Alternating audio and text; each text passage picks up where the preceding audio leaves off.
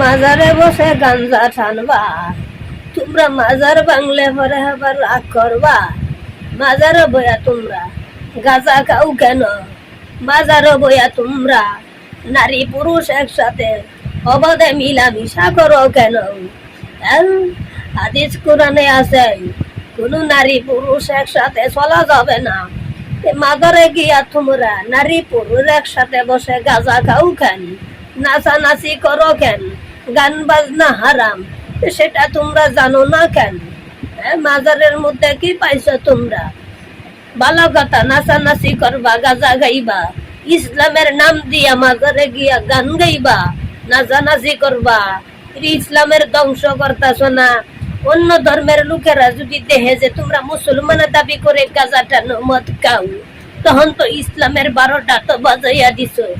এই কারণে তো হকপন্থী আলেম উলামা তোমরা মাজার ভাঙতাছে। ইসলামী করো, ইসলাম ধর্মটারে নিয়া পাসার সাল সামরা উড়াইয়া লাম্বারিয়া, বুঝতে পারছো? মাজার ভাঙ্গা। এই কারণে আমি মনে করি প্রত্যেকটা মুসলমানের জন্য ফরজ হয়ে গেছে মাজারে গিয়া দেখবেন যত মহিলার বিয়া শাদী হইছে পরে জামাইয়ের কথা শুনে না, এই মহিলারা গিয়া মাজারও নাচানাচি করে। কারণ রাখি রে, মহিলারা আয়া মাজারও নাচানাচি করার কারণ রাখি। এরে মহিলা, তোরা জামার সেবা যত্ন কর। জামার সেবা যত্ন করলে তোরা জাহান্নামে যাইতে হবে না, তোরা যা সরাসরি জান্নাতে যাতে পারবি। তোরা জামাই তুই আয়া মাজারে বন্ড মানুষের পিছনে দৌড়াদৌড়ি করো, নাচানাচি করো, কি পাইছো তুমি? কি পাইছো তুমি? জান্নাতে জাতি হলে তুমি মহিলার জন্য তুমি স্বামীর সেবা যত্ন করো। আসিয়ার ঘটনা তোমরা শুনো নাই?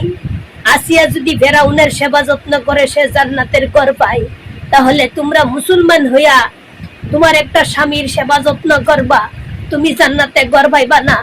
সেটা কিবা ভাবলা তুমি?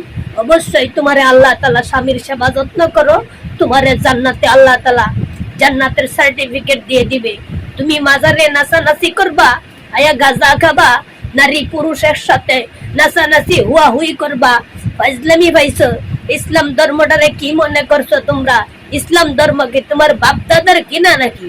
ইসলাম ধর্ম চলবে কোরআন হাদিস অনুযায়ী। ফাজলামি করো, বাসার সামরা উঠে হালামে বাড়িয়া।